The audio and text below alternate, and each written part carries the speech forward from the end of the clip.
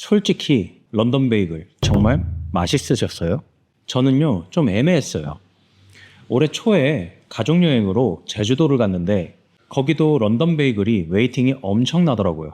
그래서 누나랑 엄마는 줄을 서서 베이글을 구매하고 저는 아빠랑 지하의 홀에서 기다리다가 먹어봤는데 막 웨이팅 1시간을 감당할 맛인가? 하는 생각이 들더라고요.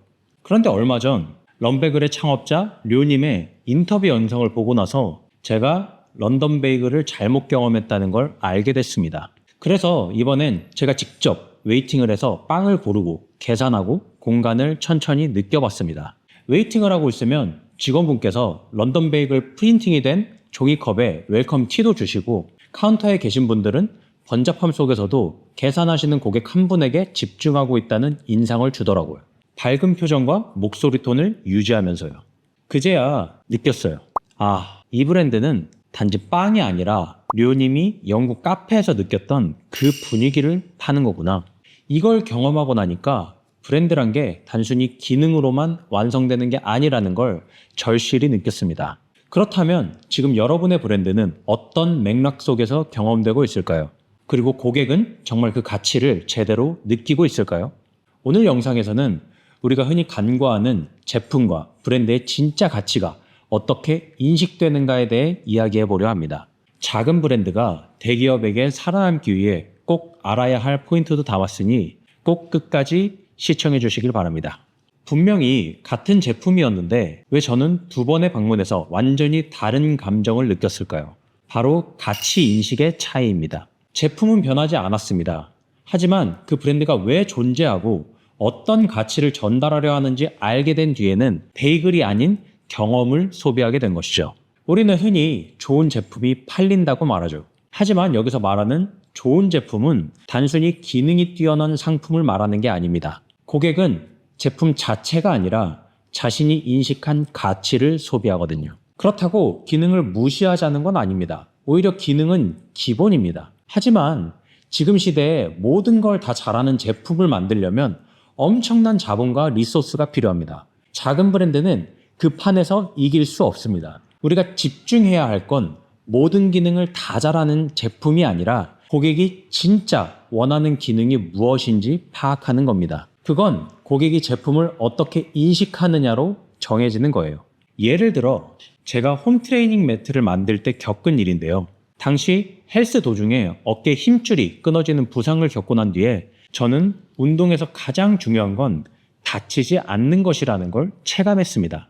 그래서 이 경험을 바탕으로 매트 위에서 땀을 흘려도 미끄럽지 않게 조금 더 비싼 PVC 재질로 만들었고 실제 사용해보니 그것 때문에 사람들이 만족을 표현했습니다. 당시 PU 재질로 만들어서 제 상품보다 더 저렴한 상품들이 많았음에도 제 상품을 구매하셨어요. 핵심은 고객이 무엇을 가장 중요하게 여기는가를 찾는 것입니다. 슈퍼카를 타는데 가격이 비싸고 연비가 안 좋고 탑승할 때 불편한 거 모르는 사람 없잖아요.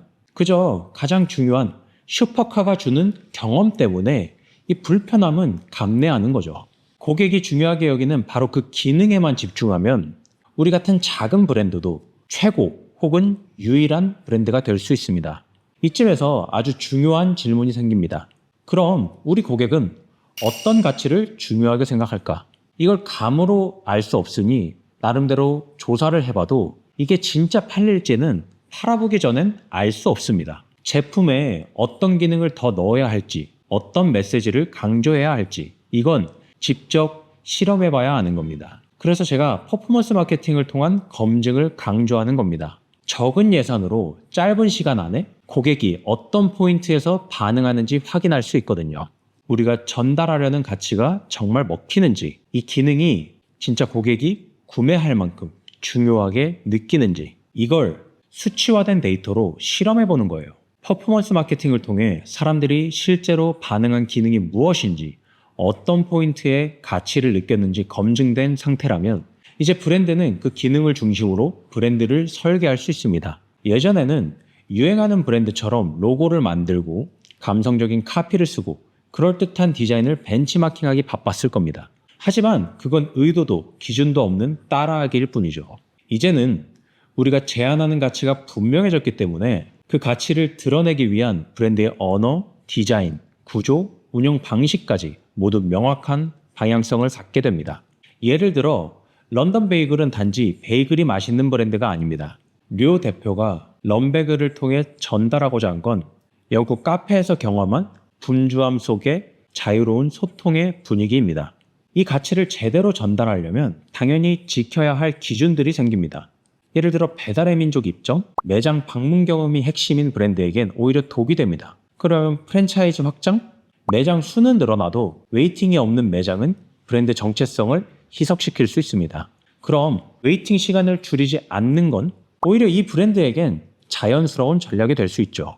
다른 브랜드가 했다면 비효율적이라 비난받을 수 있는 선택도 가치를 중심에 둔 브랜드에겐 오히려 브랜드를 더 강하게 만들어주는 전략이 될 수 있습니다. 이처럼 검증된 가치는 브랜드 운영의 모든 선택 기준이 됩니다. 어떤 이름을 써야 할지, 어떤 문장을 카피로 써야 할지, 어떤 디자인 톤으로 보여줘야 할지, 어떤 채널에서 마케팅해야 할지, 어떤 운영 전략을 선택해야 할지, 이 모든 결정이 가치를 중심으로 정렬되어서 브랜드가 해야 하는 일이 아주 분명해지죠.